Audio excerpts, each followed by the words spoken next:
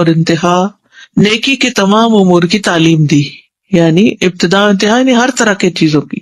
آپ نے فرمایا جب تم ہر 2 رکعتوں کے بعد بیٹھو تو یہ پڑھو التحیات للہ والصلوات والطیبات السلام علیک ایھا النبی ورحمۃ اللہ وبرکاتہ السلام علینا وعلی عباد اللہ الصالحین اشہد ان لا الہ الا اللہ واشہد ان محمدا عبدہ ورسولہ۔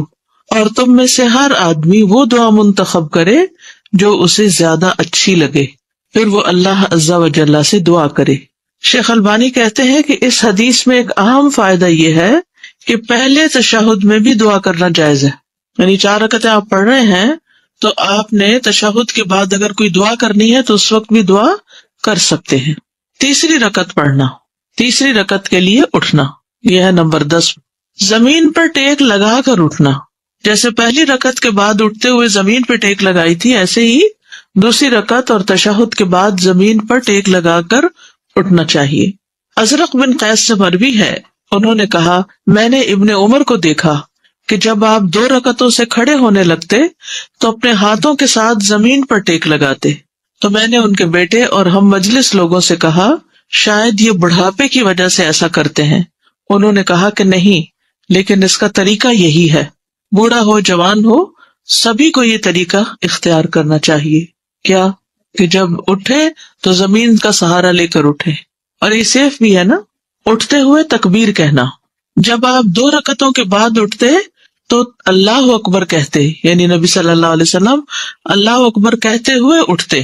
تکبیر کے ساتھ رفع یدین کرنا، ابن عمر رضی اللہ عنہما نے کہا کہ رسول اللہ صلی اللہ علیہ وسلم جب 2 رکعتیں پڑھ کر اٹھتے تو اللہ اکبر کہتے اور اپنے دونوں ہاتھوں کو اٹھاتے، یعنی رفع الیدین کرتے۔ یہ پہلی رکعت کے بعد نہیں تھا، یہ کب ہے؟ دوسری رکعت کے بعد، تیسری نہیں، دوسری کے بعد جب اتحیات کے بعد کھڑے ہوئے ہیں اس وقت اللہ اکبر بھی کہیں اور ساتھ ہاتھ بھی اٹھائے۔ کیسے ہاتھ اٹھانے؟ تکبیر تحریمہ کی طرح ہی ہاتھ اٹھانا۔ آپ جب 2 رکعتوں کے بعد اٹھتے تو اللہ اکبر کہتے اور اپنے دونوں ہاتھ اٹھاتے، حتیٰ کہ دونوں ہاتھ آپ کے کندھوں کے برابر آ جاتے، جیسا کہ شروع نماز کے وقت تکبیر کہتے تھے، جیسا کہ شروع نماز کے وقت تکبیر کہتے تھے، اسی طرح 2 رکعتوں کے بعد زمین سے اٹھتے ہوئے بھی اللہ اکبر کہہ کر ہاتھ اٹھاتے، تکبیر تحریمہ کی طرح۔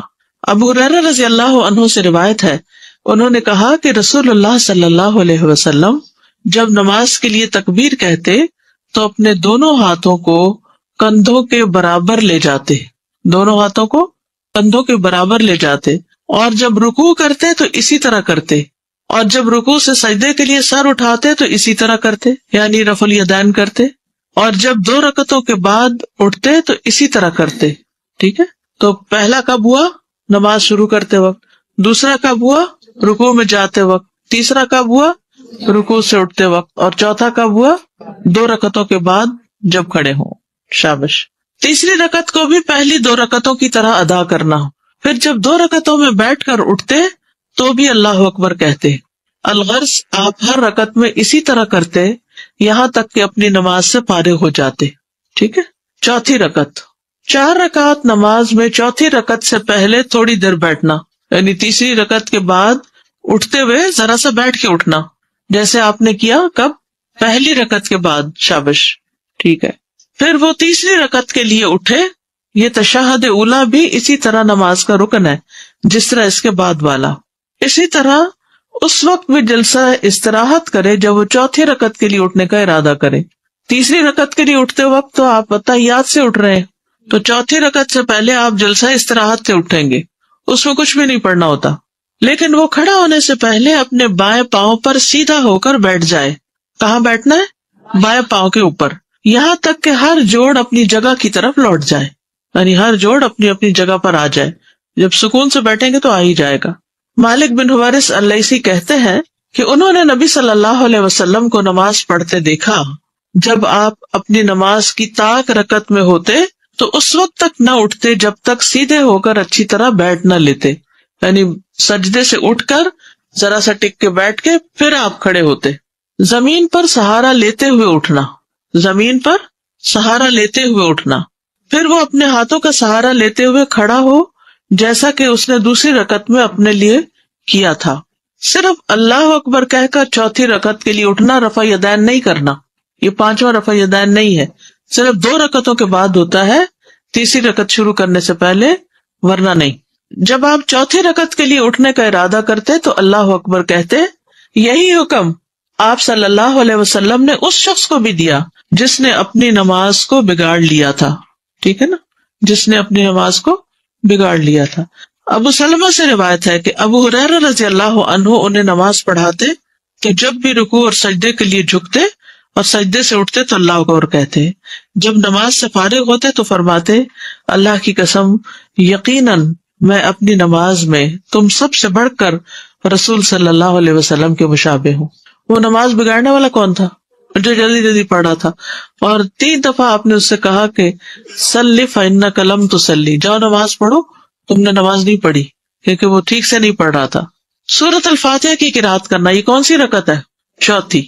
پھر وہ ہر تیسری اور چوتھی رکعت میں سورۃ الفاتحہ پڑھے گا کیونکہ اس کا پڑھنا واجب ہے. کیا ہے؟ اس کا پڑھنا واجب ہے. عطا سے روایت ہے کہ ابو ہریرہ رضی اللہ عنہ نے کہا ہر نماز میں قرات ہے، ہر نماز میں قرات ہے. تو جو قرات نبی صلی اللہ علیہ وسلم نے ہمیں سنائی ہم نے تمہیں سنائی، اور جو انہوں نے آہستہ آواز سے ہم سے مخفی رکھی ہم نے وہ تم سے مخفی رکھی. اور جس نے ام الکتاب پڑھ لی تو اس کے لیے وہ کافی ہے، اور جس نے اس سے زائد پڑھا تو وہ افضل ہے. کیا مطلب ہے اس کا؟ کہ خالی سورۃ الفاتحہ پڑھنا بھی کافی ہے، اور اگر کوئی شخص سورت کا اضافہ کرنا چاہے تو وہ بھی کر سکتا ہے، اس میں چوائس ہے. تو اب آپ سنت زندہ کرنے کے لیے کبھی چاہے تو ایکسٹرا پڑھ لے کوئی، اور چاہے تو صرف سورۃ الفاتحہ تک ہی رہیں، دونوں طرح ٹھیک ہے. اس سے آپ کو دین کی وسعت سمجھ میں آتی. ٹھیک ہے، دیکھیے زیادہ پڑھنے کا مطلب ہے زیادہ نیکیاں کمانا. جب قرآن کی قرات کریں گے تو ہر حرف پر 10 نیکیاں ملیں گی. ٹھیک ہے نا. بہرحال نماز تو دونوں طرح ہو جائے گی، لیکن زیادہ پڑھنا افضل ہے. باقی رکعت پہلے 3 رکعات کی طرح ہی ادا کرنا ہے. پھر جب 2 رکعتوں میں بیٹھ کر اٹھتے تو بھی اللہ اکبر کہتے. الغرض ہر رکعت میں اسی طرح کرتے یہاں تک کہ نماز سے فارغ ہو جاتے. نمبر 12 آخری تشہد. اس تشہد میں بیٹھنے کے طریقے. نمبر 1 دایاں پاؤں کھڑا کرنا اور بایاں پاؤں بچھا کر سرین زمین پر رکھنا، یعنی اپنے چوتڑ جو ہے وہ زمین پر رکھنا، پیٹھ کے ساتھ بیٹھنا. کیسے؟ دایاں پاؤں کھڑا کرنا، بایاں پاؤں بچھا دینا یعنی اس کو لٹا دینا، اور اس کے اوپر نہیں بیٹھنا بلکہ زمین پہ بیٹھنا. ٹھیک ہے، اس کو تورک بولتے ہیں. دونوں اتحیات میں فرق کیوں رکھا گیا؟ تاکہ جیسے کوئی باہر سے آیا تو اس کو پتا چلے کہ نماز ختم ہونے والی، یا کوئی لیٹ آ کے جوائن کر رہا ہے. سنن ابی داؤد کی روایت ہے پھر آپ صلی اللہ علیہ وسلم بیٹھے اور اپنے بائیں پاؤں کو بچھا لیا اور اپنا بایاں ہاتھ اپنی بائیں ران پر رکھا یعنی گھٹنے کے پاس، اور اپنے دائیں ہاتھ کی کوہنی کو اپنی دائیں ران سے ذرا علیحدہ اور اونچا رکھا. ٹھیک ہے، ذرا سا اٹھا کے، یعنی بایاں جو ہے وہ تو ساتھ ہی لگا ہوا ہوگا، لیکن دایاں جو ہے جس کی انگلی ہل رہی ہے وہ ذرا سا اٹھا ہوا ہوگا. ذرا سا اگر اٹھا ہوا ہو نا تو اس سے کیا ہوتا ہے کہ انگلی کی پوزیشن بھی ٹھیک ہو جاتی ہے. ڈیسک پہ رکھیے، نیچرلی ہو جائے گا اور نیچرل ہو ہی جائے گا. جی بایاں نہیں اٹھانا، بایاں تو گھٹنے کے پاس ہی رہے گا اوپر ران پر. جی انگلیاں موڑے تو یہ 3 انگلیاں موڑے تو تبھی ہوتا ہے. جی آپ دیکھیے کہ مختلف کلچر میں طرح طرح کی ایکسرسائزز اور میڈیٹیشن کے طریقے ہیں. کبھی وہ کہتے ہیں یوں انگلیاں پکڑ لیں، اور کبھی انگلیاں کھڑی کر لیں، کبھی یوں اسٹریچ کریں. کبھی تو ہمیں نماز کے اندر کس طرح کے یہاں یہ 3 انگلیاں اس طرح رکھیں، اس طرح رکھیں، اٹھا کے رکھیں، ہر چیز کے پیچھے ایک حکمت ہے. اور اگر انسان صحیح وہ سب کچھ کرتا جائے تو معلوم نہیں کتنے ہی دنیا کے فائدے، ہیلتھ کے کتنے بینیفٹس اس کو ملے. کیونکہ عام ایکسرسائزز میں ہمارے جسم کے جو اندر کے اعضاء ہیں نا وہ سارے نہیں حرکت کرتے، لیکن نماز ایک ایسی چیز ہے کہ جس میں صرف ظاہر نہیں، ہمارے جو جیسے اسٹمک ہے، لیور ہے، یہ سارا بھی جیسے ہم سجدے میں الٹتے ہیں تو ان کی بھی ایکسرسائز ہو جاتی ہے. کیونکہ الٹ کے پھر ہم کافی دیر تسبیحات کرتے ہیں تو اتنی دیر ان کی پوزیشن اور ہو جاتی ہے، سرکولیشن بہتر ہو جاتی ہے. تو بے شمار فائدے، اور ہم ان فائدوں کی خاطر تو نماز نہیں پڑھتے.